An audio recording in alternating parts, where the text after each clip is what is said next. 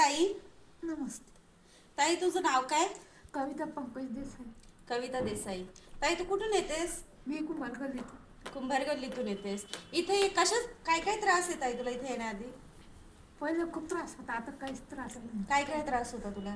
मला कमरेचा त्रास होता, वाकवत नव्हतं मला.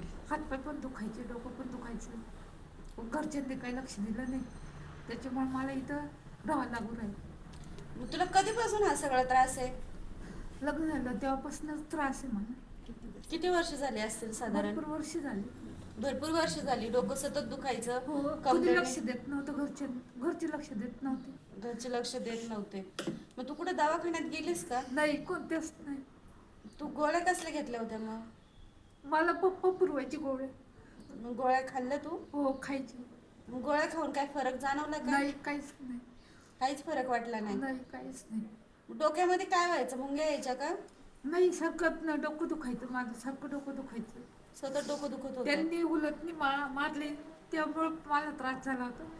एक मुलगी सासरच्यांनी मारहाण केली आणि मारहाण केल्यामुळे त्यांना खूप त्रास होतोय. बऱ्याच वर्षापासून ताई हा त्रास सहन करतायत.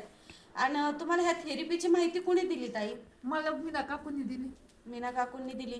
किती दिवस झाले तुम्ही थेरपीला येताय?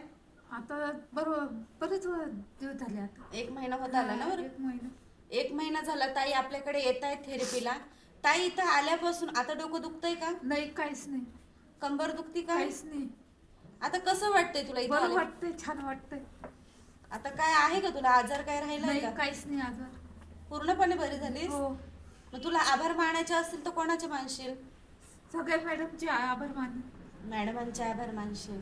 बरोबर. तुला इथे येणाऱ्या आई बाबांना काय सांगायचंय? तुला जसं बरं वाटलं तसं बाकीच्यांना बरं वाटेल की नाही? वाटेल, बरं वाटेल, सगळ्यांना बरं वाटेल. आले पाहिजेत ना? आले पाहिजेत.